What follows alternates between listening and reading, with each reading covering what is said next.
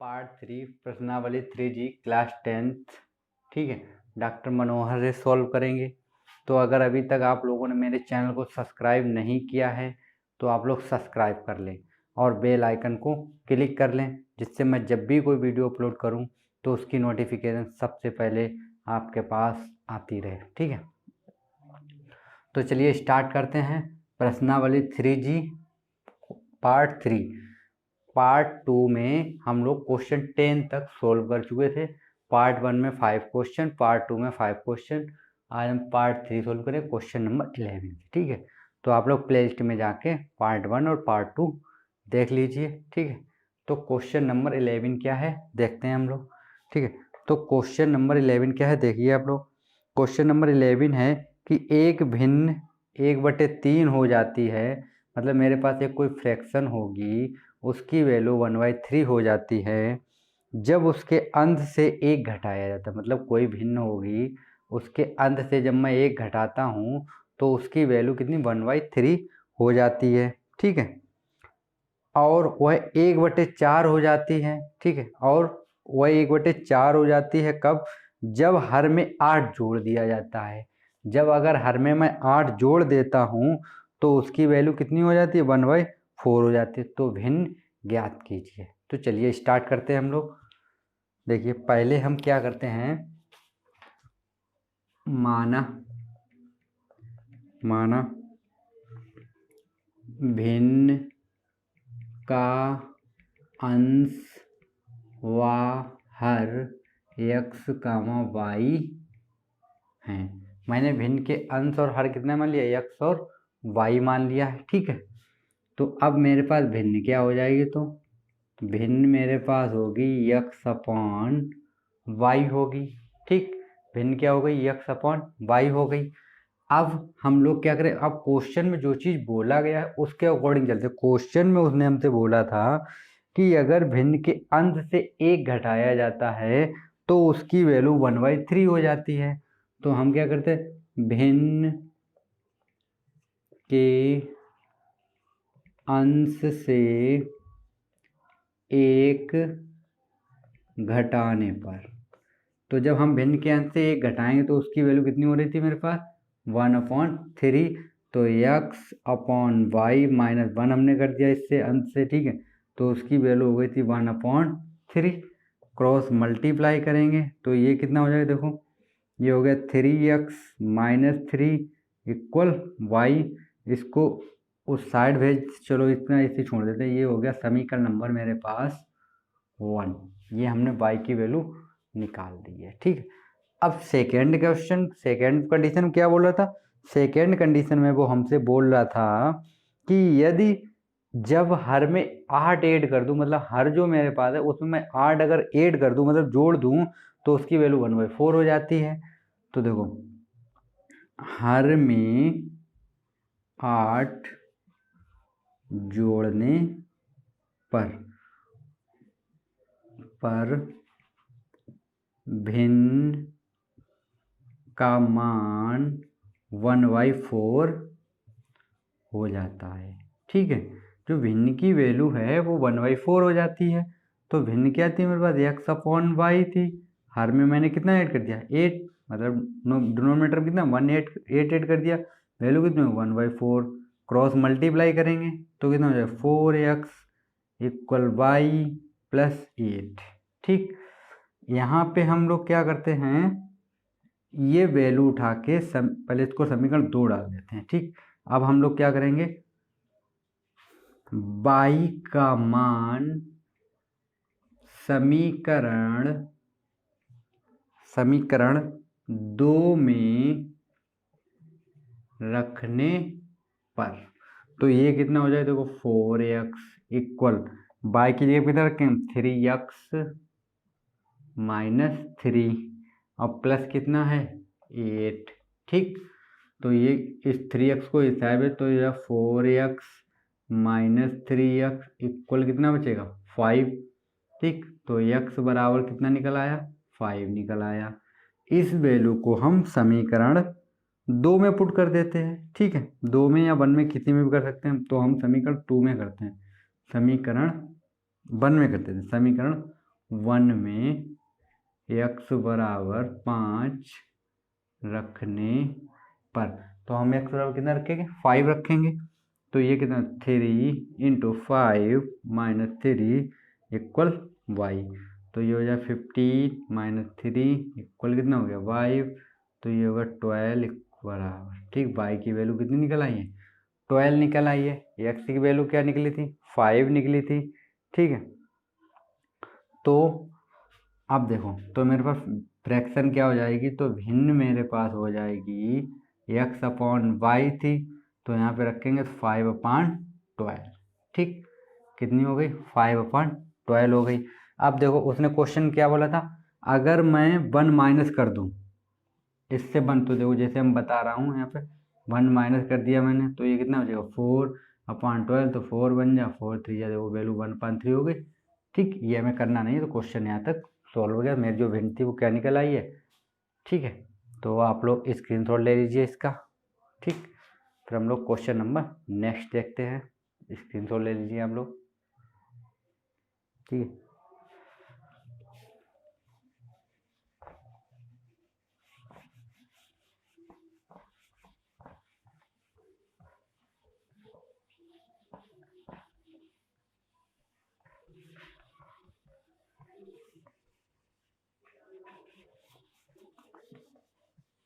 Friends अगर कोई doubt हुआ करे तो आप लोग कमेंट बॉक्स में बोल दिया करिए, ठीक।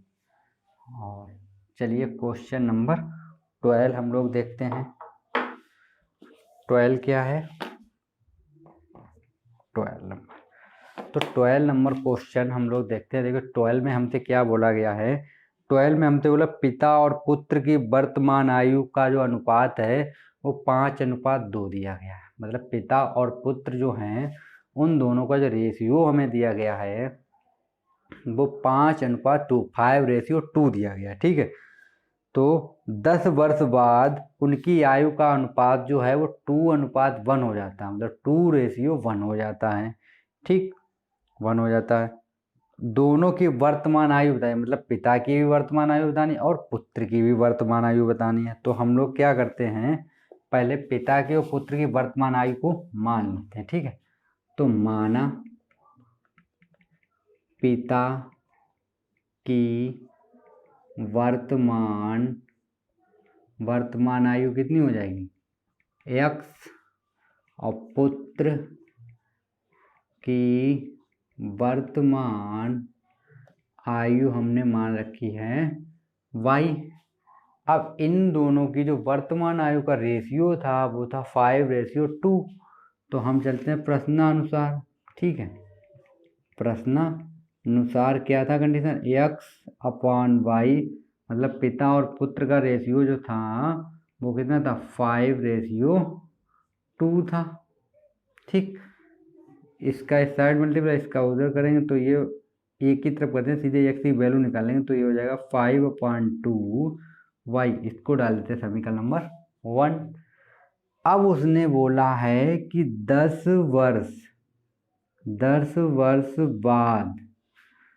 वर्ष बाद उनकी आयु का अनुपात 2:1 हो जाता है, 2:1 हो जाता है, ठीक है। तो 2:1 हो जाता है, तो हम लोग क्या करते हैं, देखो x और y था 10 वर्ष बाद, तो 10 वर्ष बाद का मतलब है 10 हो जाता है, ठीक है। जहाँ पे बाद शब्द आ जाए 10 वर्ष बाद या पश्चात, ठीक है, पश्चात, तो जो भी आयु होती है उसमें हमें प्लस करना होता है। अगर पहले या पूर्व शब्द का यूज हो तो माइनस करनी होती है आयु में, ठीक। तो +10 हो गया इक्वल, तब रेशियो कितना 2:1 बन रहा था, क्रॉस मल्टीप्लाई करेंगे तो ये हो जाएगा x + 10 इक्वल 2y + 20, ठीक। अब हम लोग क्या करते हैं, यहाँ से x बराबर कितना है, इसको पहले एक तरफ कर लेते हैं सब, तो ये हो जाएगा x + 10 प्लस माइनस, ये हो जाएगा -का 2y माइनस का 20 इक्वल 0 समीकरण नंबर, थोड़ा और सॉल्व कर ले फिर डालें, ठीक है। तो ये हो जाएगा x माइनस 2y माइनस का 10 समीकरण इक्वल 0 समीकरण नंबर 2, ठीक। अब हम इसमें क्या करेंगे, ये वाली वैल्यू उठा के रखेंगे, ठीक। तो हम लोग क्या करते हैं, x बराबर 5/2y समीकरण 2 में रखने पर, तो ये वैल्यू हम समीकरण 2 में रखेंगे, कहाँ पे, x की जगह पे। तो ये कितना हो जाएगा, 5/2y minus 2y minus 10 equal 0। इस 10 को साइड भेज देते हैं हम लोग, तो 5y/2 माइनस 2y इक्वल 10। इसका एलसीएम में कितना हो जाएगा, 2। डिवाइड करेंगे तो ये हो जाएगा 5y माइनस 4y इक्वल 10। इसका इधर मल्टीप्लाई कर देते हैं, ठीक। तो यहाँ पे बचेगा y, ठीक, ये हो जाएगा 20। तो y की वैल्यू कितनी निकल आई, 20। इस वैल्यू को समीकरण 1 में पुट कर देते हैं, तो समीकरण 1 में रखने पर, तो देखो क्या आएगा, तो x बराबर, इधर निकाल देते हैं हम लोग, तो x बराबर क्या था, 5/2y। तो x बराबर 5/2 इंटू 20, 2 बन जा 10, ठीक। तो x बराबर कितना आ गया, 50, ठीक। तो पिता की आयु कितनी निकल आई, 50 वर्ष निकल आई है, ठीक। और पुत्र की आयु कितनी निकली थी, 20 वर्ष, ठीक है। तो क्वेश्चन सॉल्व, ठीक है। तो आप लोग स्क्रीनशॉट ले लीजिए इसका, फिर हम लोग क्वेश्चन नंबर 13 देखते हैं, ठीक।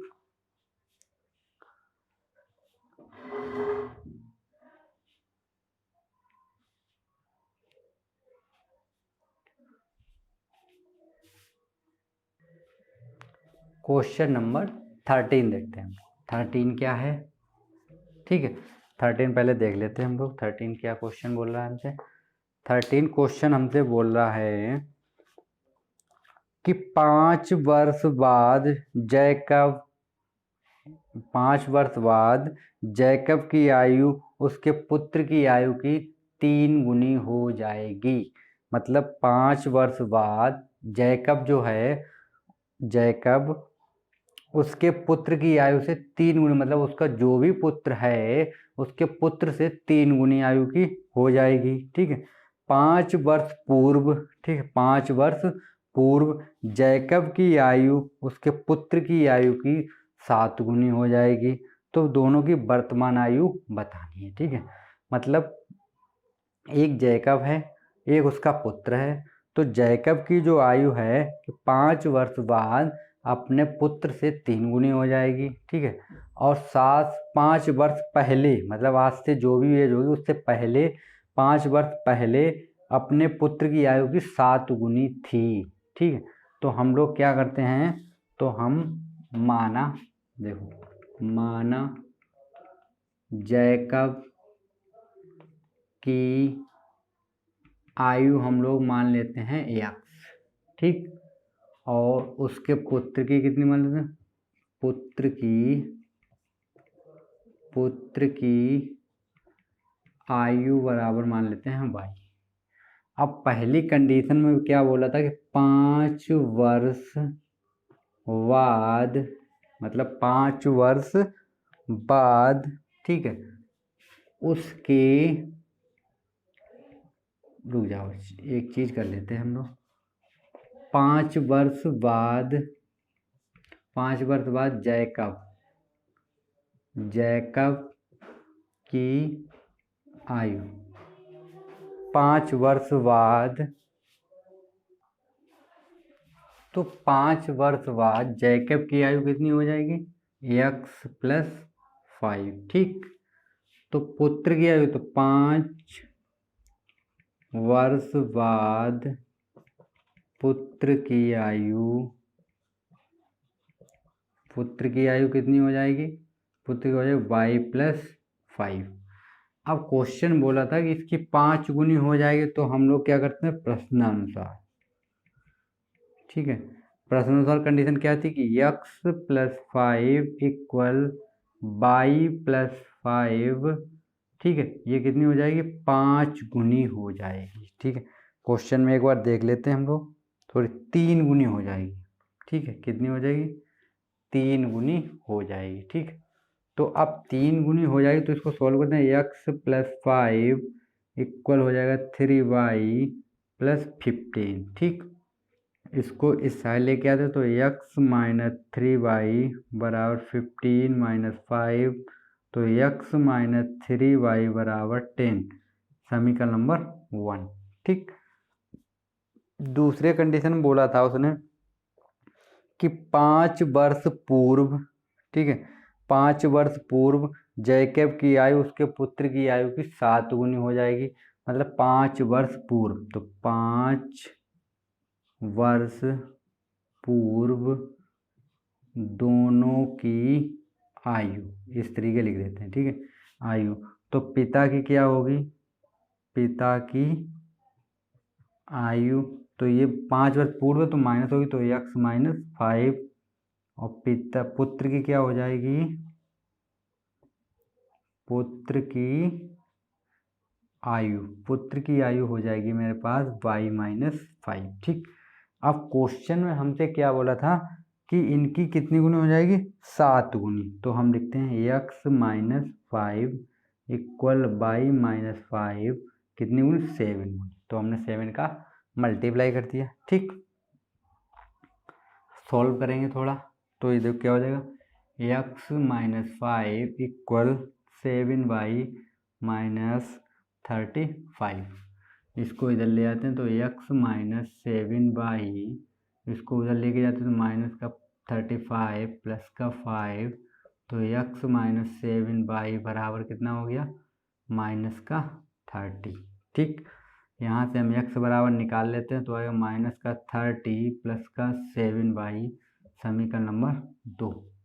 इस वैल्यू को हम समीकरण 1 में पुट कर देते हैं, तो समीकरण 1 में x बराबर 7y माइनस 30 रखने पर, ठीक, आगे पीछे कर दिया उससे कोई दिक्कत नहीं, तो ये हो जाएगा 7y minus 30 minus 3y equal कितना, 10, तो इस 30 को उस साइड भेज देते हैं और 7 में से 3 जाएगा तो 4y, ये हो गया 4 प्लस का 30, तो हो गया 4y इक्वल कितना हो गया, 44 बन जा 4, ये कितना हो जाए 10, तो y बराबर कितना निकला है, 10। इस वैल्यू को समीकरण 2 में रख देते हैं हम लोग, तो समीकरण 2 में रखने पर जब इसमें रखेंगे तो देखो क्या हो जाएगा, x बराबर माइनस का 30 प्लस 7 इंटू 10, तो x बराबर माइनस का 30 प्लस का 70 हो जाएगा। ठीक है, तो x बराबर कितना हो जाएगा, 40, तो x बराबर कितना निकला, 40, मतलब जैकब की आयु कितनी निकल आई, जैकब की आयु निकल के आ गई है 40 वर्ष। ठीक, और पुत्र की कितनी निकली, पुत्र की आयु निकली है, पुत्र की आयु निकल आई है मेरे पास 10 वर्ष। ठीक, तो स्क्रीनशॉट ले लीजिए आप लोग।